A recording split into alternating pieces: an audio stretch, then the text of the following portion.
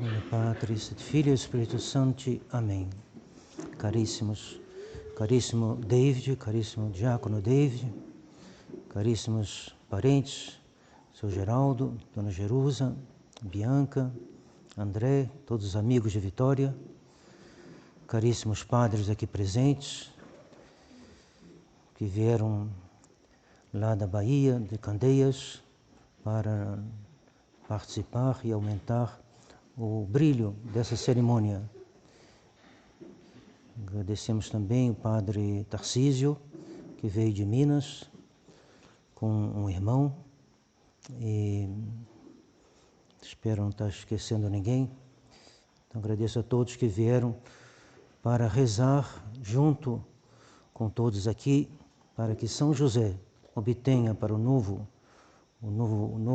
ordenando, o novo padre, as graças de continuar o que Nosso Senhor estabeleceu. O que nós queremos é unicamente continuar o que Nosso Senhor estabeleceu, o que a Igreja praticou durante 2000 anos e praticará até o fim do mundo.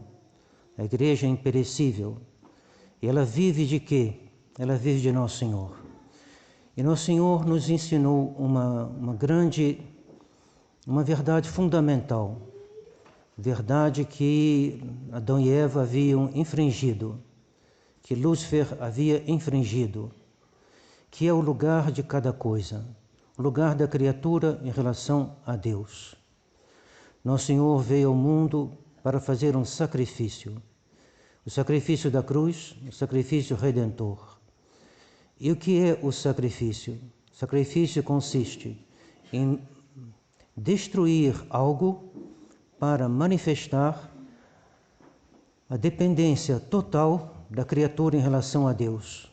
Por isso, no Antigo Testamento havia o sacrifício de holocausto, que era o principal, o mais perfeito, no qual a vítima era totalmente destruída. E Nosso Senhor fez um sacrifício de holocausto na cruz. Os homens não queriam reconhecer o poderio de Deus, não queriam reconhecer que Deus é tudo e que nós não somos nada. Então Deus Ele mesmo se fez nada. Deus Ele mesmo se deixou destruir num sacrifício de holocausto, morrendo na cruz, completamente aniquilado nos seus 5 sentidos, na sua alma. Minha alma está triste até a morte, disse Ele. E na sua honra, que Ele foi desonrado diante dos judeus. Em todos os aspectos que nós podemos considerar, Nosso Senhor se fez vítima de holocausto. Esse sacrifício é um sacrifício de amor, porque foi a caridade, foi o amor que moveu Nosso Senhor a fazer esse sacrifício para que os homens reaprendessem o caminho que conduz ao coração de Deus. Então Nosso Senhor assim fez, e a Igreja continuou. Hoje, Santa Teresinha está aqui presente, porque ela tem um lugar todo especial na vida da Igreja, na vida do nosso diácono David e na vida de tantos católicos, e porque ela disse ao entrar no Carmelo, perguntaram como se faz um exame quando uma irmã entra no Carmelo, e qual é a razão da sua entrada?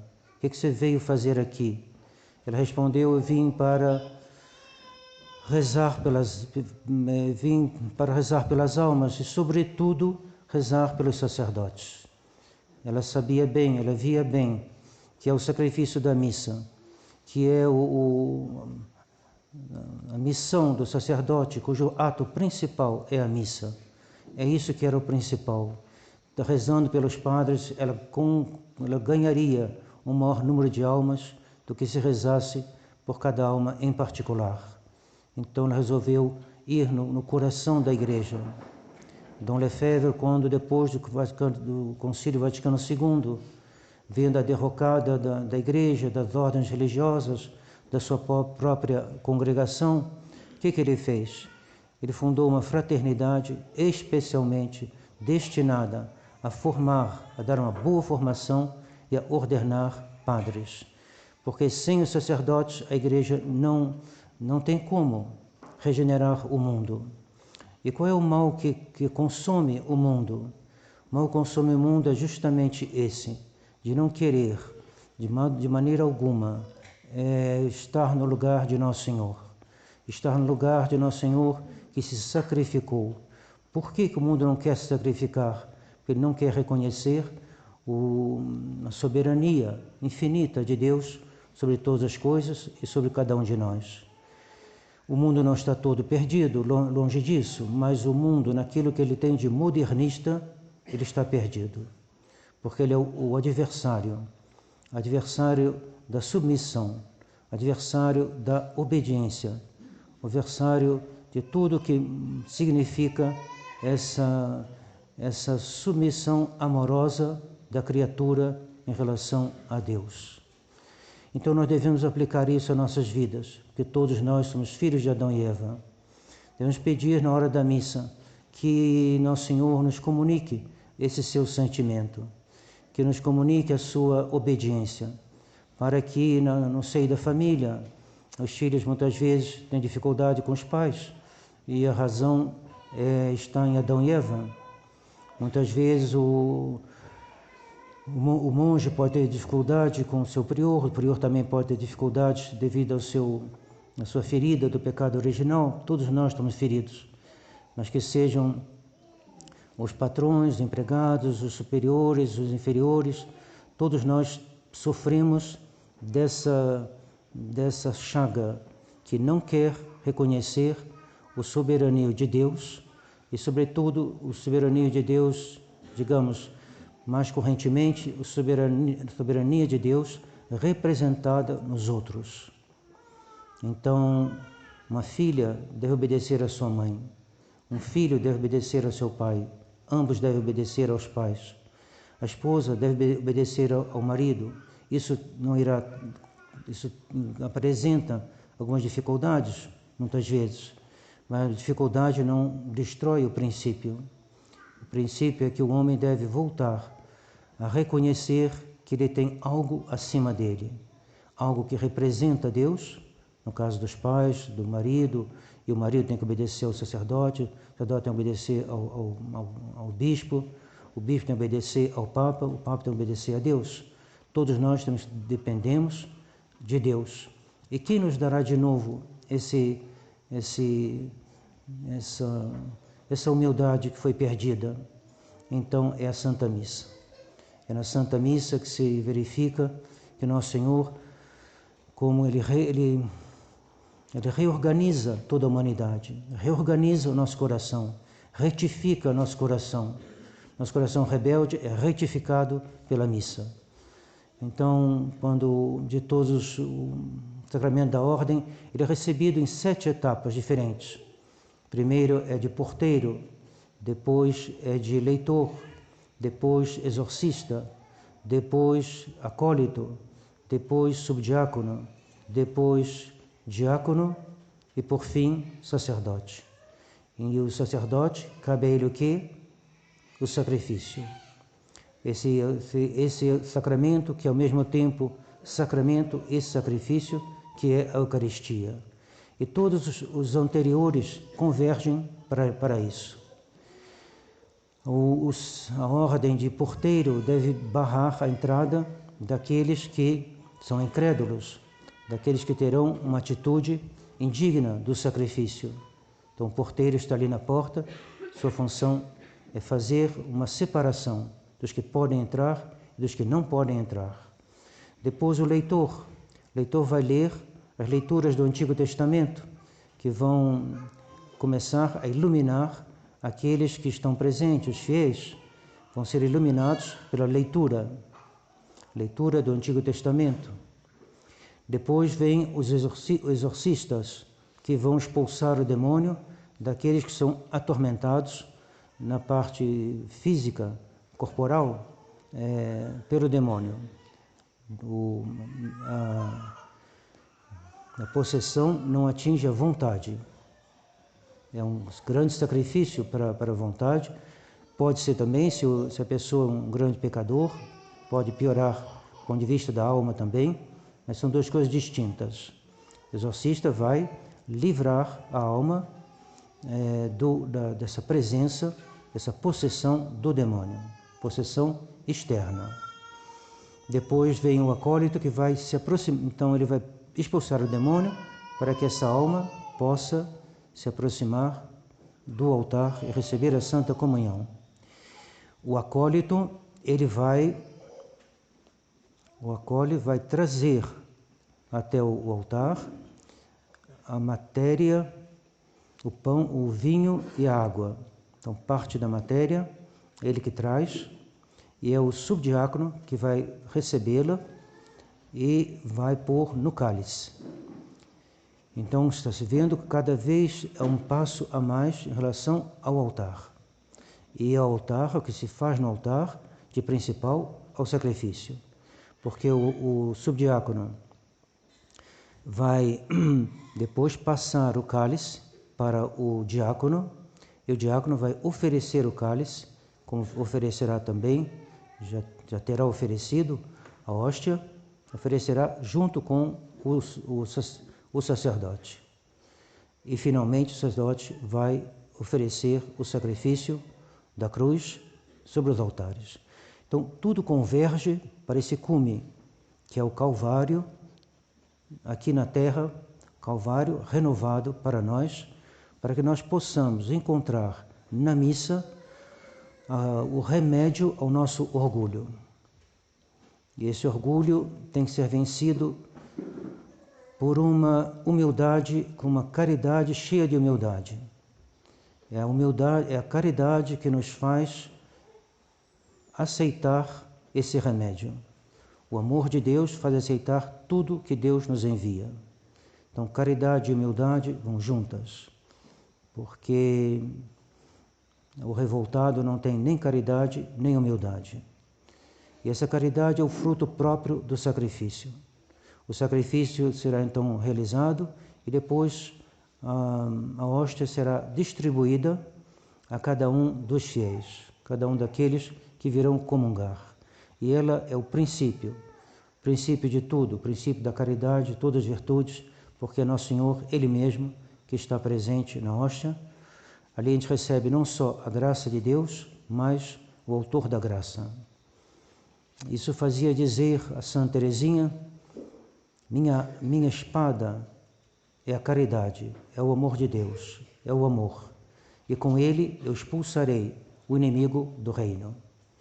Então, a missa é um ato de amor infinito, porque Nosso Senhor é Deus, e é esse amor infinito que a gente deve procurar ao receber a Santa Comunhão. Pedir a Deus que nós também tenhamos esse mesmo sentimento que Nosso Senhor. Santa Teresinha fez o seu famoso ato de consagração como vítima de holocausto ao amor misericordioso. Vítima de holocausto. O holocausto não é o que dizem hoje, em muitos lugares ao menos. O holocausto é o sacrifício da cruz.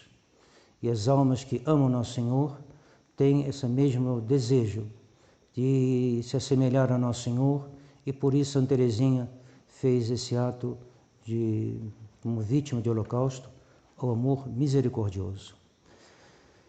Bom, só resta dizer nossos votos para que o David seja um padre conforme o Sagrado Coração de Jesus e o Imaculado Coração de Maria, que ele tanto ama e que nos edifica com o seu esforço para a recitação do Santo Rosário. A esse propósito, lhes recomendo, lhes confio, melhor dizendo, esse anúncio que foi feito, um pouco surpreendente, de que o Papa fará a consagração da Rússia e da Ucrânia no dia 25 de março, em união com todos os bispos do mundo. Vamos esperar para ver o texto, ver se o texto é conforme o que tem que ser, ver se isso tem algo que a gente possa alegrar ou não, mas em princípio é um ato bom, mas veremos, é bom não precipitar, melhor olhar todas as circunstâncias melhor, mas Deus é o dono de tudo, Ele pode fazer com que pessoas que não são conformes ao que a Igreja pede, façam alguns atos que o sejam. Veremos. Então confie as suas orações, essa preocupação, e vamos pedindo a Deus que abençoe esse dia. São José é o protetor da Igreja, é o patrono da Igreja Universal,